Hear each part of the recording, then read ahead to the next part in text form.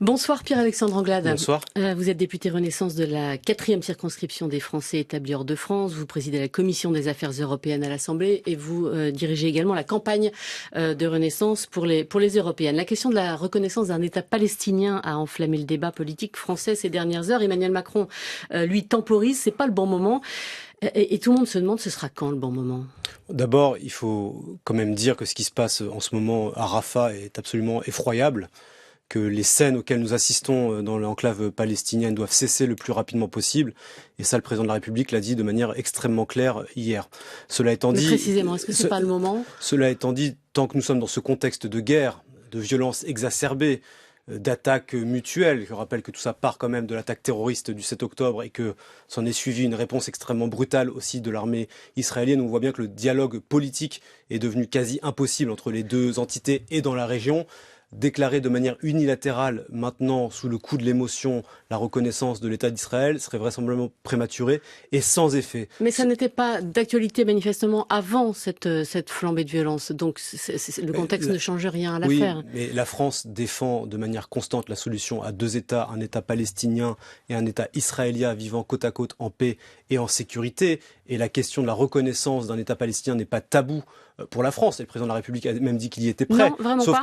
Non, ce n'est pas tabou et c'est la position constante de la France. Et d'ailleurs, je rappelle que le président de la République a été un des dirigeants européens occidentaux à soutenir constamment la volonté de la création d'un État palestinien. Mais voyez bien le moment dans lequel nous trouvons, c'est-à-dire sans autorité palestinienne ayant l'autorité politique sur l'ensemble des territoires revendiqués par les Palestiniens, avec un gouvernement Netanyahou manifestement à la dérive dans le moment que nous traversons et une forme d'instabilité et de tension régionale avec les attaques de l'Iran, il y a encore de cela quelques semaines qu'on a déjà oublié, tout ça ne crée pas les conditions d'un dialogue politique serein nécessaire pour avancer sur ce chemin. Je vais vous citer Elie Barnavi qui était sur France Info tout à l'heure. Le moment propice, ça se crée, dit Elie Barnavi. C'est pas quelque chose qui vous tombe dessus comme un cadeau du ciel. Il faut créer cet élan. Et si on veut renforcer l'autorité palestinienne, ce qu'il dit, c'est que l'un des moyens précisément de le faire, c'est de le reconnaître, de la reconnaître en tant qu'État. Mais Elie Barnavi a raison de dire qu'il faut être capable de créer le moment. Mais ce moment, il se crée quand les circonstances elles-mêmes sont réunies. Et vous voyez bien que le moment de violence que nous vivons et les attaques intolérables auxquelles on assiste sur la bande de Gaza, en particulier à Rafah aujourd'hui, ne créent pas ces conditions. De la même manière que l'attaque terroriste perpétrée par le Hamas ne crée pas ces conditions. Et donc, avancer sur ce chemin dans un contexte de violence est à mon sens pas la bonne solution. Il faut revenir à un cessez-le-feu le plus rapidement possible, de sorte à ce que l'aide humanitaire puisse advenir sur le territoire palestinien et ensuite créer les conditions du dialogue politique qui doivent permettre ensuite la création de cet État palestinien. Manifestement, au sein de Renaissance, il y a de la place pour faire entendre des voix un petit peu différentes. Bernard Guetta, numéro 2 de la liste des Européennes, est clairement favorable à cette reconnaissance. Jean-Yves Le Drian, l'ancien ministre des Affaires étrangères, lui dit que poser des actes de ce type permettrait d'avancer aussi. Vous êtes totalement en phase? Votre singularité, s'il y en avait une là-dessus? Non, moi je suis en phase avec ce qui est la position au fond de la majorité et qui est la position de la majorité, celle de la diplomatie française, à savoir deux États, un État palestinien qui devra être reconnu quand les conditions que je viens d'énoncer seront réunies, et un État israélien qui de fait existe déjà, vivant côte à côte, en paix et en sécurité. C'est ce que nous devons au peuple de la région, et les personnalités que vous venez de citer ne disent pas autre chose. Après, la question c'est de savoir à quel moment cela se fait, et manifestement, et comme le président de la République l'a dit, je crois que les conditions ne sont pas réunies pour le faire maintenant. Alors, comme président de la commission des affaires européennes, vous êtes aussi allé en Ukraine plusieurs fois. Oui, 4 fois depuis le début de la guerre. Faut-il laisser l'Ukraine attaquer la Russie avec des armes occidentales? Emmanuel Macron s'y est dit favorable hier pour neutraliser les sites militaires russes. Les États-Unis y restent fermement opposés. Pourquoi cette évolution de la France? Parce que la Russie a changé de posture et parce que la Russie désormais attaque le territoire ukrainien. Et j'inverse votre question, ce n'est pas l'Ukraine qui attaquerait la Russie, mais c'est bien la Russie qui attaque et met au martyre l'Ukraine depuis maintenant plus de 2 ans. C'est la Russie qui désormais attaque depuis le territoire russe la région de Kharkiv et Kharkiv elle-même.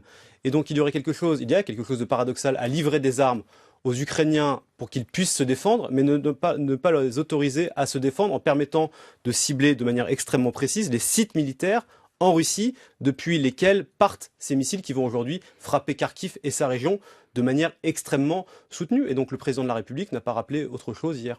Au nom de c'est quoi? C'est au nom de la légitime défense. Mais moi je rappelle une chose constamment, c'est que l'Ukraine n'est pas attaquée pour ce qu'elle fait. Elle n'agresse ni ne menace personne.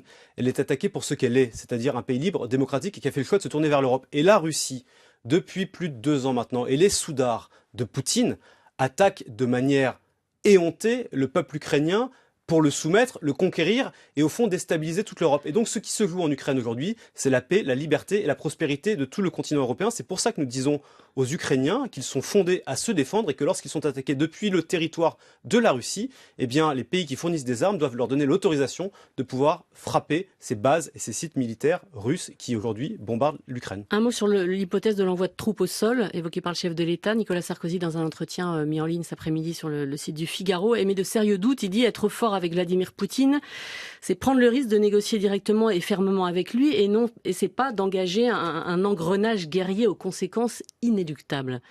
Mais n'inversons pas les En clair, est-ce qu'il faut envisager de reparler à Poutine? Mais n'inversons pas les responsabilités. C'est-à-dire qui, depuis maintenant plus de 2 ans, attaque l'Ukraine et menace toute l'Europe? C'est Vladimir Poutine. Qui, depuis maintenant plus de 2 ans, menace les pays européens, y compris la France, de l'arme nucléaire depuis plus d'1 an? C'est Vladimir Poutine et personne d'autre. Et donc, nous, Européens, avons eu parfois tendance à fixer des lignes rouges que nous ne respections pas, alors que lui-même, Poutine, ne disait pas où étaient ses propres lignes rouges. Et donc, réinstaller une forme d'ambiguïté et dire que nous ne sommes pas prêts à tout accepter parce que si l'Ukraine venait à tomber, comme je le disais à l'instant, eh bien ce serait la sécurité de toute l'Europe qui serait menacée, je crois que c'est nécessaire. Et le président de la République n'a pas dit qu'il enverrait des troupes françaises ou occidentales en Ukraine. Il a évoqué l'hypothèse, on est d'accord. Il a dit que si les lignes ukrainiennes étaient enfoncées et si l'Ukraine en faisait la demande, ce qui n'est pas le cas aujourd'hui. On dit un mot des européennes, et même s'il ne reste pas beaucoup de temps, Valérie Ayé reste très loin de Jordan Bardella, autour de 16%, talonné par la liste Glucksmann. Est-ce qu'à ce stade, vous ne vous dites pas, vous ne regrettez pas d'avoir à ce point installé ce duel au sommet avec le Rassemblement national, avec des débats à Tal-Bardella, ou quand le président propose de débattre avec Marine Le Pen? Est-ce que vous n'avez pas détourné les électeurs finalement du débat de fond et des questions européennes? Je crois pas. Et vous savez, on peut nous reprocher beaucoup de choses, nous, majorité présidentielle, avec un enjeu national, disons-le clairement, président de la République et à d'autres. Mais il y a quand même une chose sur laquelle on ne peut pas être pris en revers et qu'on ne peut pas nous imputer, c'est l'engagement européen. Je rappelle que quand Emmanuel Macron a été élu en 2017, c'était le seul responsable politique à mettre des drapeaux européens dans ses réunions publiques. Et que depuis lors, l'engagement européen du président de la République ne s'est jamais n'a jamais été démenti. Il a encore été récompensé cette semaine. Les électeurs de Renaissance sont pas là, vous l'avoir perçu. Mais écoutez, moi je ne crois pas. Nous verrons ce qui se passera le 9 juin. Et puis encore une fois, ce n'est pas nous qui installons le duel avec le Rassemblement national. Ce sont les Français qui font le choix, hélas, et je le regrette, d'avoir fait gagner 2 fois d'affilée. Et je le rappelle à nos auditeurs, parce qu'ils l'oublient parfois. Le débat à Tal-Bardella s'imposait pas. Le Rassemblement national a gagné les élections européennes en 2014. Le Rassemblement national a gagné les européennes en 2019. Il est aujourd'hui en tête des intentions de vote. Et donc nous voulons débusquer ce projet parce qu'il est dangereux pour la France et dangereux pour l'Europe. Merci Pierre-Alexandre Anglade. Merci d'avoir été l'invité politique de France Info.